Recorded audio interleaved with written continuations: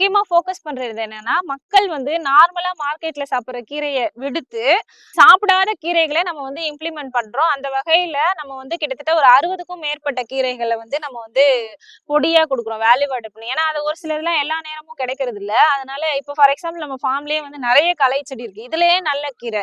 மூக்கிரட்டை இருக்கு. டயாலிசிஸ் பண்றவங்க வந்து அத சாப்பிடலாம். 2வது இன்சுலின் இருக்கு. இது வந்து இன்சுலின் கண்ட்ரோல்ல இருக்கவங்களுக்கு நம்ம இத தொக்காவோ, இல்ல பொடியாவோ குடுக்குறோம். தொய்யக்கீரை இருக்கு.